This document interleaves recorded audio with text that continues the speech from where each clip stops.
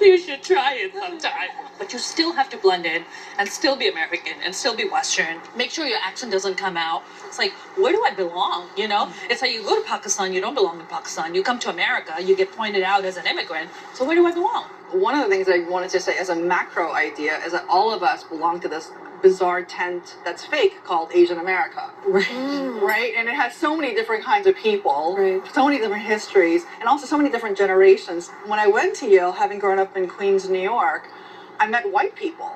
I was like, I didn't even know what a white person was because everybody was Italian or Jewish or Polish or, I mean, they're just something, but they weren't this idea of whiteness. And I didn't even understand white supremacy until I went to Yale because everybody had an ethnicity and an immigrant history in Queens, New York. Going to Min's point about this idea of whether it's a misnomer to say Asian American or we are Asian American, but then when you say I'm from Pakistan or I'm Pakistani and Indian, like, do you think people necessarily think that that's the right kind of diversity or it's the right kind of minority in terms of how we refer to the bigger diaspora of Asian American? When I was applying to universities in the United States, I did find it interesting that in all the applications, there was no box for me. And there was actually no box that said South Asian, which is how I identified myself. And somebody said, what's your ethnicity? And I remember going to my dad and saying, wait, what are we? And I remember when I worked for Hillary Clinton when she ran for president in 2008, our campaign manager, one day we're having a conversation, it was right at the beginning of the campaign, and she says, we need more diversity on the plane. And I look around and I'm like, really, hey? I'm the traveling chief of staff, like on this presidential campaign for the first woman running for president, and without batting an eyelash, not even hesitating, she's like, oh, you don't count. Oh, wow. But she was right. I didn't count because in 2008, the right kind of diversity was not Asian American diversity because all of our communities, and I say that to everybody at this table, were not voting in large enough numbers to make a difference in any state. And that's why, for me, to find this incredible amount of pride that in 2020, how South Asian American communities, East Asian American communities, Arab American communities actually voted in large enough numbers, and that in certain states carried. Georgia. Yeah. Georgia's a perfect example.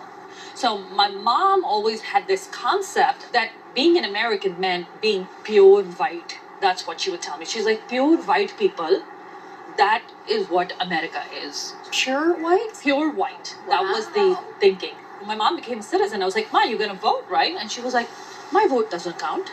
I'm like, who told you that? You're a U.S. citizen. Of course your vote counts. I feel like for the longest time, older immigrants felt that their voice did count, even though they were U.S. citizens, so they didn't vote. It's so important that we're heard. Are we being heard? So when Senator Warnock had a runoff, like, I dropped everything. Yeah. I dropped absolutely everything. And I went to Georgia because I said, if I can get 500 Korean Americans to come vote, right? Like, I can make a difference. And this idea that whiteness equals America is a construction. That's correct. Which we can actively dismantle with our presence and also our speech, which is something that's important to say because not everybody in our community wants to talk. Like, I would rather not talk. I'm perfectly happy just to admire you people. The feelings that your mother has when she felt invisible, that was actually constructed by institutional forces, by propaganda. The model minority myth was manufactured to divide our communities. And in terms of the movement in general, I think that what I saw was this outburst of recognition that our stories really do matter. That perhaps in this model minority myth, were we ever going to win a game that was designed for us to lose? Is it because of the model minority myth, and it's because we've become so assimilated and integrated into the white culture of America, that it's only a critical situation, it's a tipping point when people are murdered, or in the small shootings, for example, in Atlanta, or when an 18-year-old girl on a bus is stabbed repeatedly in the head by a woman who said, I want one less person, one less Chinese person in this country. She's not even Chinese. Yeah. Or the person off who the subway shoved off a subway platform. Is it only becoming critical mass, tipping point status when that happens? Because I gotta be honest with you, I don't see the continuing dialogue after that happens. There's outrage and people are talking about stop anti-AAPI hate, and then it just goes away. I have a very strong opinion about this. I actually don't believe in the stereotype that Asian women are quiet. I'm not quiet.